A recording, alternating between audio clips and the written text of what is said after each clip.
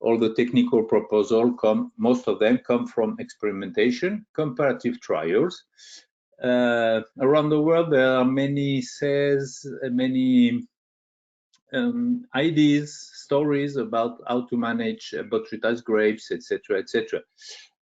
What I will tell you, it comes from comparative experimentation. So trials we made at experimental winery in ICV, then we checked in many wineries all around Languedoc, and in the last 20 years now that in my consulting, traveling around the world, I've seen that they work and are efficient, and we'll see all those things soon.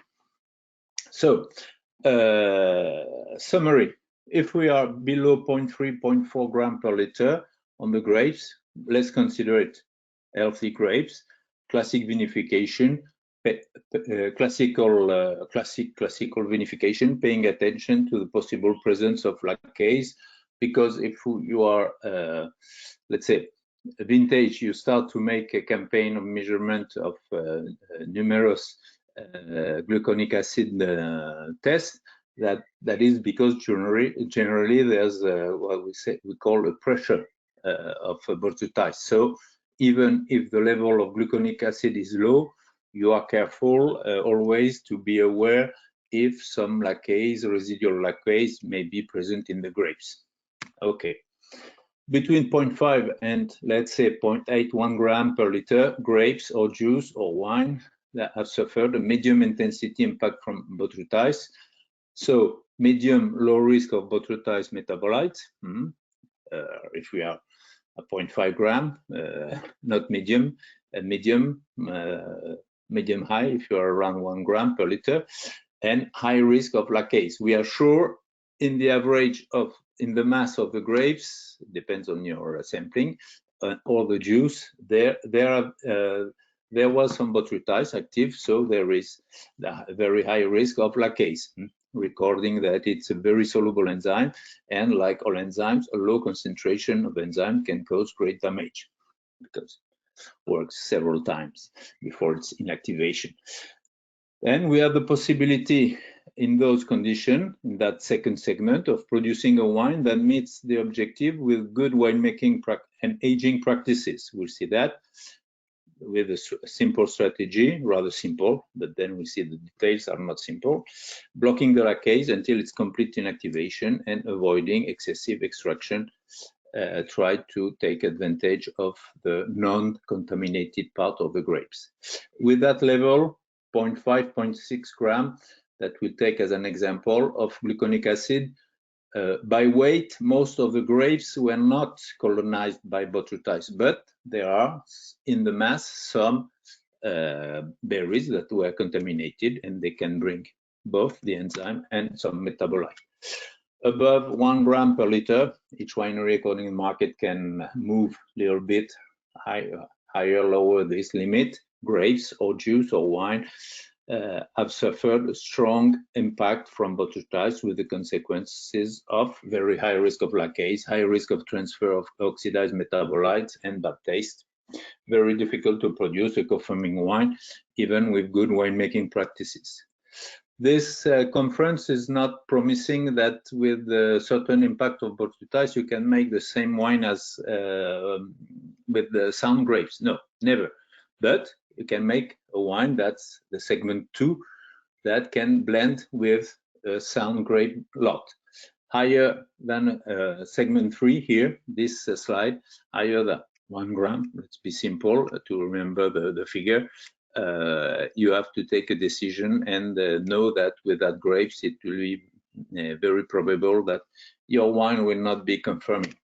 Okay, so let's consider, I will take in the example 0.5, 0.6. So as soon as we detect some gluconic acid that come from botrytis, reminding that 0.2, 0.3 is natural in some grapes, there are 6 key points of the vinification. We'll see them.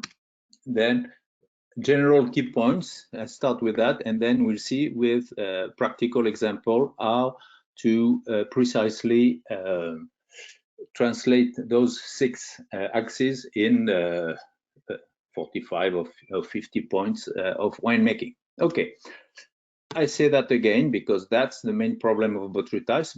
The main problem of botrytis is not gluconic acid, it is lacase. So when there's gluconic acid, there's lacase. So first block the lacase from the first juice coming out of the berry with the minimum of SO2. SO2 is a legal, simple product. It's efficient in blocking not the lacase itself, with the dosage I will show you later, but it blocks the oxidation chains provoked by caused by the lacase. And the very first juice that starts at the harvester, if you have a machine, if you're harvesting with machine, in the bins of the harvester, you already start to block. You need to start to block the lacase with some SO2. So add SO2 ascorbic. Ascorbic will help to the efficiency of SO2 by itself is not directly efficient, but I give you not just a chemistry reaction winemaking. So SO2 ascorbic work well. SO2 blocking lacase ascorbic, helping in preserving the good quality, the aromas from the sound parts of the grapes. Of course, when you talk SO2, we immediately have to talk about pH. So lower the pH if necessary. We'll see the figure later.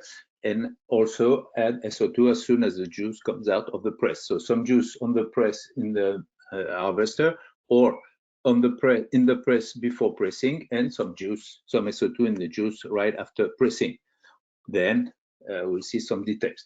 Extract the juice with the lowest possible pressure to avoid extracting on the parts of the berry where botrytis is located, the subpellicular zone. Grapes are so the grapes as cold as possible. That's a general practice for white wine. Destemming and crushing. FCE free cinnamylesterase maceration enzymes. I will explain that in the example. And pressure below 0.4 bar. Remember 0.1 we added already SO2. So the juice that comes with destemming, crushing, and enzymes is the lacase is blocked by the SO2 you added at point number 1. Well, what I will show you as a protocol, 1 point is consistent with the one after and the one before. Okay. And this is the only way, destemming and crushing. I know in some areas it is not considered good practices, or it's a strange practice. It's you will see in that case it's the very best way to work because you can extract your 60% juice, 60 liters from 100 kilos of grapes at low pressure. The only way to avoid pressing hardly on the botrytis colonized zone of the grapes. 3, start alcoholic fermentation as quick as possible. Very classical fermentation condition, also less than 100 NTU. It's also to avoid having some vegetal parts still in the juice that can be contaminated with mycelium or metabolites from botrytis, 18 centigrade, low SO2 and acetaldehyde producing yeast. We'll have a wine because of the risk of lacase, etc. It will be not simple to maintain and have a stability, longevity on this white wine. So it's not a it's a very bad idea to use a yeast that produces SO2, only total SO2. That will SO2 produced by yeast is not an anti-lacase SO2. It's just a total SO2 that will give you problems commercially. And the yeast is not stupid. So when it produces SO2, it produces its own acetaldehyde, and this acetaldehyde will combine the SO2 you added. So, and on the market, there are some yeasts that are not low SO2 and acetaldehyde producing strains. So be careful and choose carefully your yeast. Continue to block lacase from the end of fermentation, from the end of sugars. I will take examples of white wine without malolactic to be simpler. Add SO2 and ascorbic acid immediately after the end of alcoholic fermentation. Immediate racking, because we can have in the lees some catechins, etc., that coagulated during fermentation, coming from oxidized elements from botrytis. Maintain a low pH and keep molecular SO2 at 1 milligram per liter. Quickly and frequently segment the lees, avoiding the entry of oxygen. Rack off 1 day, 1 week, and 1 month from the end of alcoholic fermentation strategy to eliminate negative lees. And if you have a wine where it could be difficult to keep the varietal aroma, it's not a good idea to cover them with a sulfur bad or flavor coming from bad management of lees. And 6th point, protect the aromatic and colloidal potential from the healthy part of the grapes. I said that. When you have 0.5, 0.6 gram of gluconic acid, most part of the grapes were not contaminated by botrytis. So from that part, you need to protect, express their potential. So temperature below 20 centigrade during aging, maintain molecular SO2 at 1 milligram per liter. Sorry, I'm metric.